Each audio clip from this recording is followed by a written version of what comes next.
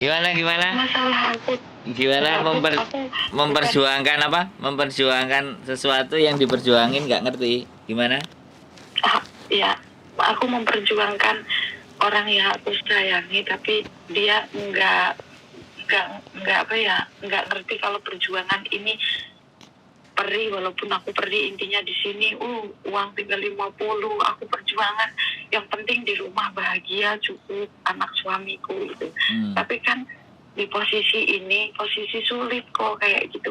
Aku beli mobil itu intinya gini, aku udah diijabah sama Allah, tapi walaupun aku di sini banyak tanggungan, alhamdulillah aku ketutup, ngirim anak, ngirim suami bisa, tapi posisi nggak tahu. Suami saya sih nggak main perempuan, nggak, cuma beli ayam kayak gitu kan. Oh, mungkin dia banyak pengeluarannya atau bisa kekontrol gitu mungkin.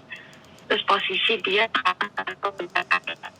kemarin malam anakku keluar sampai malam banget. Terus aku bilang suami, aku mohon dengan rendah hati, kamu pulang, pantau anak, nanti tak kirimin. Yang penting anak ada pantauan satu orang tua kamu. Posisi saya sekarang, aku punya di sini tanggungan masih 4 bulan. Aku nggak bisa ninggalin. Misalkan aku nggak punya tanggungan itu, aku udah pulang walaupun aku nggak punya uang, nggak pakai di anak gitu loh kok. Malah dianya ngomong apa, luruh bojo meneh gitu. Aku bukan masalah yang suruh luruh bojo meneh iki gelo ora aku. Ya Allah, yang tak perjuangkan ternyata nggak bisa diperjuangkan gitu kok.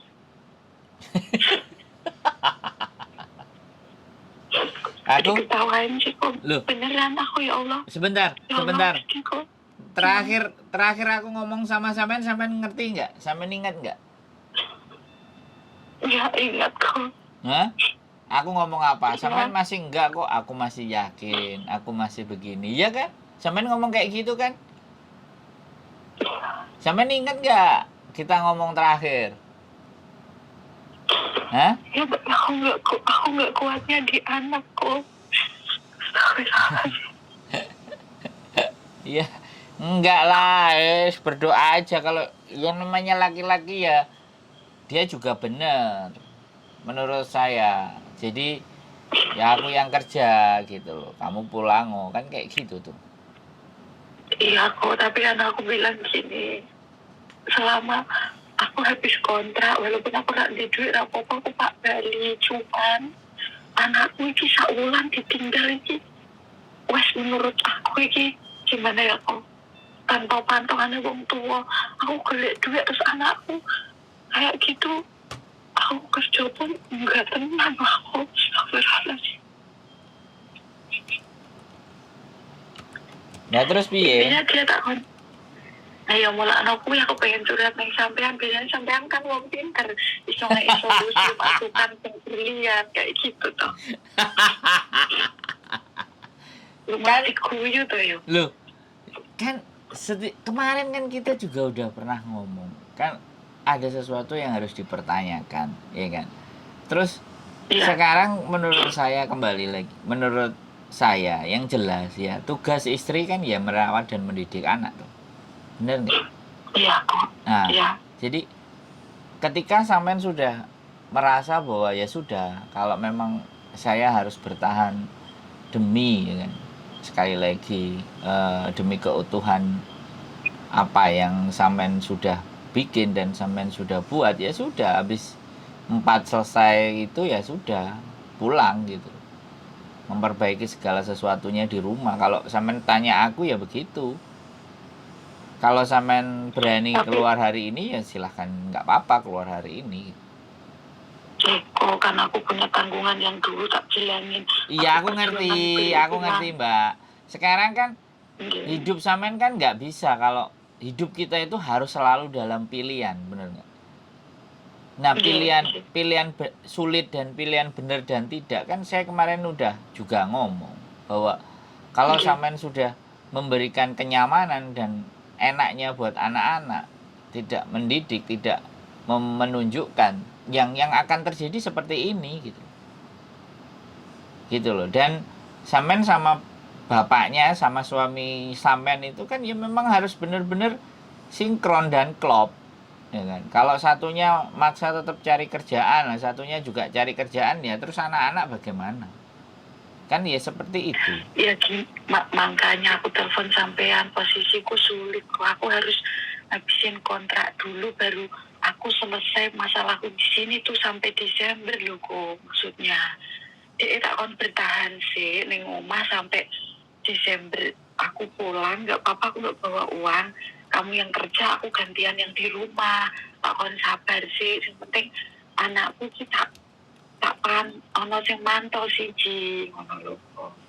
Ya itu kan karepe sampean. Koyo ngono. Sik, itu kan karepe sampean. Enggak, saya tanya. Cukup meneh. Saiki urip dhewe-dhewe, aku ki wong ruwet, aku tinggalno wae. Terus astagfirullahaladzim. Duh, bisa jadi kan dia lagi capek. Nanti ditelepon lagi kalau pas lagi tenang kan bisa. Kowe ki wong ra apik, ambek dulurku koyo ngene. Lah sing marahi kan dulure dhisik maune kok. Aku ki maune ki sampai omahe ibunya arep disita utang yo sing bayar aku yo 3 juta itu zaman dahulu, enggak ora duit sedikit lho kok. Zaman aku neng Arab yo tak selamat neng aku, sedangkan aku neng Jakarta aji sampai lho kok aku nggak anak aji nih, terus aku ngontrak dewe kayak gitu kan. Di ini kudune yo neng tengah-tengah, ojo neng dulur, ojo neng bojo, yo neng tengah lho kok. Loh, Di ki orang menyudutkan saya loh dulu loh. Duh, enggak, saya tanya. Oke. Apapun yang sampean ceritakan ke saya, yang milih dia siapa? Pertanyaan saya kan seperti itu. Yang milih dia siapa? Benar yang ya milih jangan saya, makanya jangan sampean mengungkit masa lalu. Sekarang kan sampean mau melihat ke depan. Kalau suami nggak bisa diatur, ya kan memang suami yang ngatur perempuan. Bukan ini kok nyuwun sewu. Saya nggak ngatur dia. Mbok yo ki diwelas mbek aku ngono lho maksudku. Ya makanya sekarang gini loh sekarang. Mungkin dia lagi emosi ya. Dia lagi emosi, lagi capek kerjaannya. Nanti besok atau lusa lagi kan ditelepon lagi bisa. Iya kan? Sekarang kan halo? Kan namanya orang kan kan kita nggak ngerti. Barangkali hari ini dia lagi capek banget atau mungkin dimarahi bosnya atau apalah, positif thinkingnya itu begitu. Dia lo bos masih dewi kerja, gue masih dewi nggak mungkin nenek. Lah ya makanya positif thinking dong. Kan sampean wis ngomong nang aku inginane positif, bojoku ngene, rape ngono, ya apa ora? Lah saiki sampean dikonokno ngono kok sampean neklek. Ayo. Ya aku neklek gini, kowe luruh meneh liyane saiki urip dhewe-dhewe. Sedangkan saya memikirkan mental anak ke depannya gimana kok dia langsung ngetok omongan kayak gitu. Aku kecewa aku gitu. Iya, gini loh, dia ngomong kayak gitu itu bukan masalah bagaimana dan bagaimana. Ya dia tetap itu karena saking nggak bisa ngandani sampean supaya sampean mau pulang itu bagaimana caranya. Akhirnya dia ngomongnya begitu. Bisa dipahami nggak? Aku ngerti wanita itu maunya hanya dimengerti. Maunya ya, itu aku kan ojo ngomong enggak. Sampean ojo ngomong enggak, aku yo duwe bojo, Mbak. Aku yo ngerti. Gitu loh. Jadi satu sisi sekali lagi, ketika namanya perselisihan, namanya pertengkaran, itu bumbu enggak di rumah tangga. Itu hal yang biasa, bener nggak? Cuman sampean kesel, jadi sampean langsung ke go, iya kok koyok ngene. Biasanya gak tahu ngomong ngono kok saiki koyok ngene. Nah, nggak apa-apa, dibawa santai, besok ditelepon lagi. Artinya dia kan nggak kepingin disuruh berhenti bekerja. Namanya dia laki-laki. Harusnya sampean itu seneng laki-laki, ya kan, mau bekerja. Ya sudah, dia bekerja, sudah. Sampean kan memutuskan ke Hong Kong kan atas izinnya dia juga. Ya segera diselesaikan semuanya. Kalau udah beres ya baru beres, pulang. Ya aku pulang. Tapi sampean mintanya kayak gitu kan, artinya kan sampean minta sesuatu yang sampean harus dituruti sama dia gitu. Lah ketika dia sudah nggak bisa Enggak, aku gur ngene lho kok mikirnya anakku iki nggak enak nggak enak bantuane orang tua, mengkhawatirkan anakku yang nomor 2 agak susah sing kelahiran Arab itu gitu. Kalau yang nomor 3 enak ngomong ke uang iki, walaupun aku entek piro iki nggak apa-apa, sing penting anakku sama dia yang ngomong. Kalau yang nomor 2 ini sekolah ya mak, kadang nggak sekolah, kepenaan diri kayak semalam keluar pulang malam. Ya Allah, aku ngenes gitu, ya Allah, segitunya. Cowok apa cewek? Cowok apa cewek? Cowok kecil. Terus tuh aku main mercon ngono kan. Aduh ya Allah, Gusti, ya Allah Rabbi, kayak jantung saya beneran uji nyali kayak saya. Aduh. Lah iya, lah sekarang ketika sampean dihadapkan pilihan. Hah? Ya kan, sampean dihadapkan pilihan. Lah terus sampean katanya milendi dan sampean harus tetap memilih. Kalau aku ya sudah, tinggalkan segala sesuatu yang ada di sini, pulanglah demi keluarga. Suatu saat juga. Iya, tapi saya gini loh kok, tanggungan saya ini orang bertanggung jawab sampai Desember baru habis gitu loh kok, yang tak susahin ini. Ya sekarang gini loh, kan nakalnya sekarang, nakalnya nggak nunggu Desember nanti. Ya terus aku gimana? Aku Ya pulang, berdoa, ditutup, ya sudah berdoa. Karena sampean memilih menyelesaikan tanggungan sampean ingin menjadi manusia yang bertanggung jawab, ya sudah. Lah sekarang apakah sampean dengan meninggalkan anak suatu ketika anak dididik atau jalannya belok, kalau sampean dituntut tanggung jawab, anak itu juga tanggung jawab loh Mbak. Semuanya Ya, sama-sama tapi tanggung jawab, bener nggak aku ngomong? Ya bener kok, tapi aku posisi sulit. Enggak. Ya Allah. Sebentar. Nggak ada yang sulit di dunia ini, Aku Mbak. nggak kuat. Mbak, di dunia ini nggak ada yang sulit.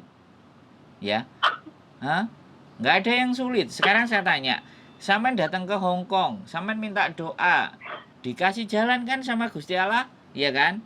Bisa. Nah, sampean ngebrek ya, sampean dapat majikan, yo ditandatangani, dikabulkan karo Gusti Allah. Dikabulkan kan? Halo? Kayak Tata. Sampai Tata. Sebentar kok, majikan saya. Oke. Ya. Oke. Jadi Hai Tata. Sampai Tata. Oh, lang hela. Jadi, oke, teman-teman. Wah, ada 2 hal. Ini dihadapkan. Mbaknya masih ngomong sama majikannya, nggak apa-apa. Nanti sampai mbaknya ngomong lagi.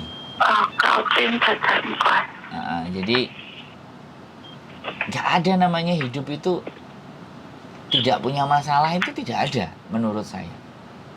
Tapi bagaimana kita membawa atau masalah itu menjadi sesuatu yang begini cobaan saya, dan memang harus ini yang saya lalui.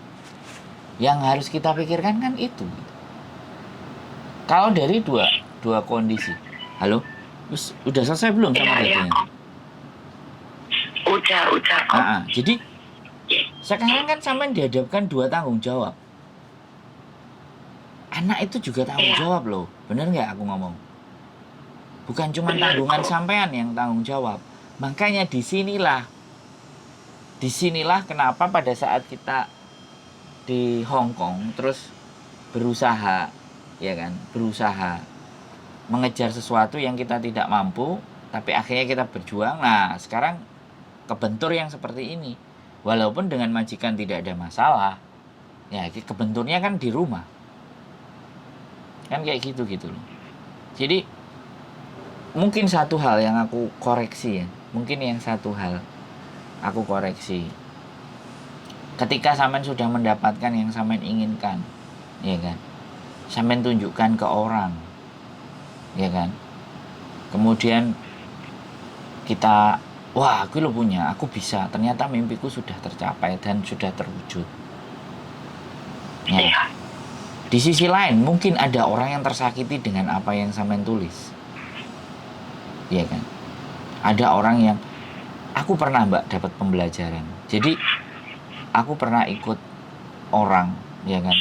Orang itu selalu bicaranya tinggi, sombong. Tapi mau nggak mau, aku karena ikut orang itu, ya sudah.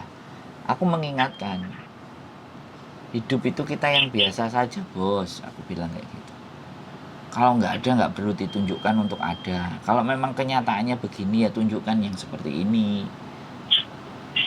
Aku dikatain, wis tak aku gak usah melok-melok, kowe ngerti opo. Ya aku diem.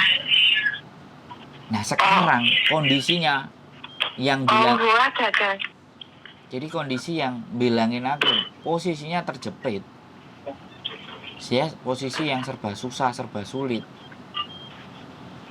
ya kan? Jadi ini bahwa apa ya, sekali lagi, apa yang kita punya, apa yang ada dalam diri kita itu titipan kabeh, Mbak. Yang kapan-kapan bisa diambil. Nah kayak gini, sampean antara dua pilihan. Ya jelas lah, anak sampean gak enek bapake, gak enek ibuke. Gak ada yang merhatiin. Cari perhatian di luar. Ini juga pilihan gitu, pilihan yang sulit. Gak semua gak sampean aja loh. Teman-teman semua juga kayak gitu, anaknya dititipin ke saudaranya yang kemarin ceritakan, anaknya dititipin saudaranya, terus mau diminta, saudaranya nggak rela, terus ngacak-acak semuanya. Jadi fenomena-fenomena yang sampean alami ini bukan orang lain tidak mengalami. Kenapa saya tidak? Waduh Mbak, kasihan, sedih sekali sampean gini. Saya nggak begitu. Saya kan harus, ya wes. Ini yang sekarang kita hadapi, antara dua pilihan. Nah, kalau sampean masih mau menyelesaikan yang di sini, ya mintalah Gusti Allah agar menjaga yang ada di sana. Wis, yang bisa sampean lakukan hanya doa, karena sampean memilih menyelesaikan sesuatu yang ada di sini. Ditelepon dia, nggak usah nakal, ibu akan pulang bulan Desember, gak parang nakal nggih, wis. Ibu akan jagain kamu.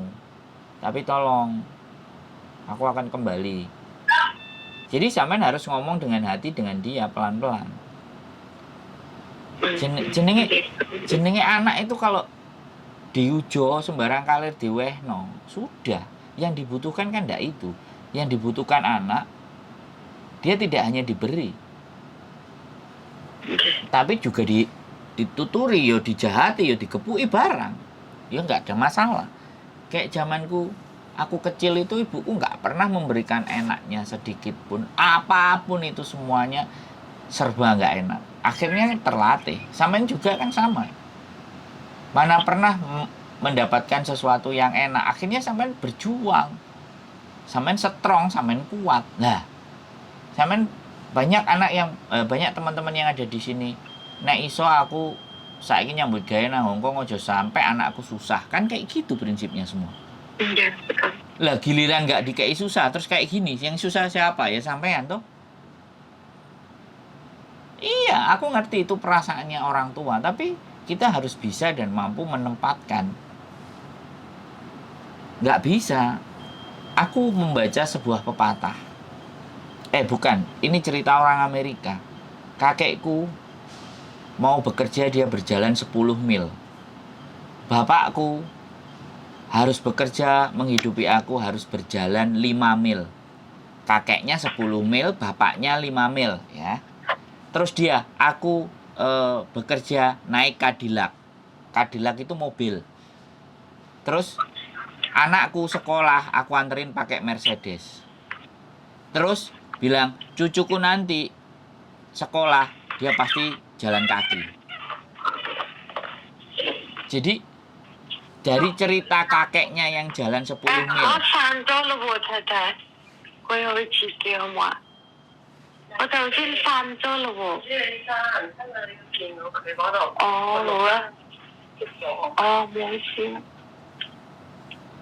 Jadi Oh, wah, mau tahu belok lewat. Ya ngomong aja. Nah, kakeknya kerja keras, bapaknya kerja keras, dianya menikmati hasilnya, anaknya menikmati hasilnya dia, cucunya karena semuanya serba kemudahan, baliknya akan sengsara lagi. Kesusahan, kesulitan membuat kita tough, kita tangguh, kita kuat menghadapi, tapi kemudahan membuat kita jadi rapuh. Jangan sampai kebalik, itu prinsipnya, Mbak. Jadi ya begitulah, makanya ketika mungkin orang semuanya juga ngelihat, enak Mas, kamu di situ sekarang udah sama istrinya berdua di Hong Kong. Teman-teman nggak melihat